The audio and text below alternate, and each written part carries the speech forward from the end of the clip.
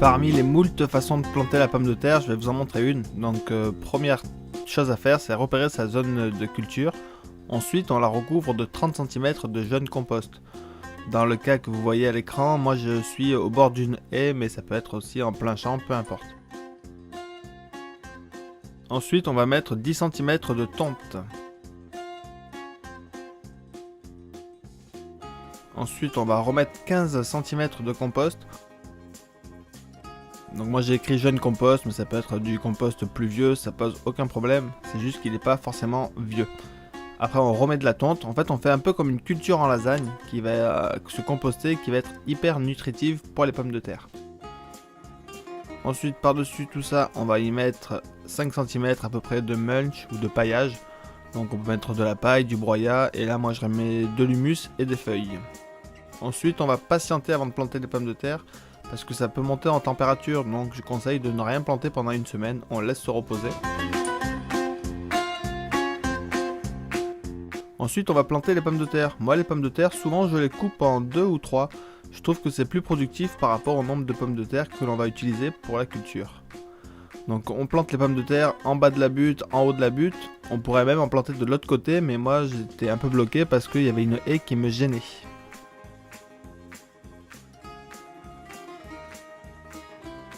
Ensuite les pommes de terre poussent, quand elles ont poussé, quand elles font à peu près 20 cm, 20-30 cm, on va les buter, on va mettre de la tonte sur 10 cm, ce qui va permettre de produire des pommes de terre, même dans la nouvelle tonte que l'on vient de mettre.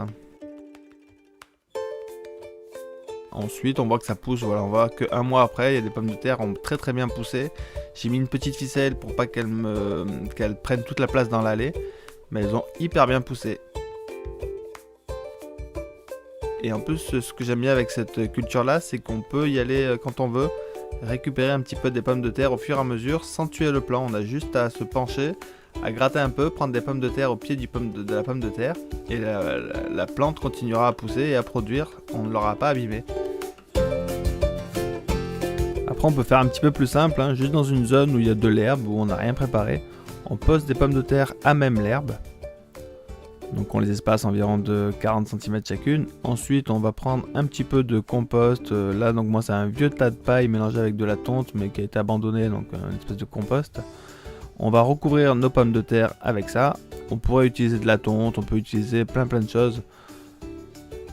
Et en recouvrant nos pommes de terre, en fait, on crée la zone, c'est-à-dire qu'on délimite l'espace de culture. Donc à la fois on cultive des pommes de terre, on crée la zone de culture, et juste on va laisser pousser les pommes de terre.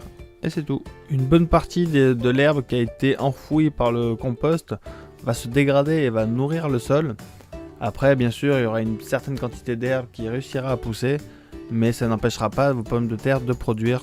Donc voilà, et ça vous permettra d'avoir une zone de culture facile à nettoyer l'année suivante, ou facile à recultiver en tout cas l'année suivante.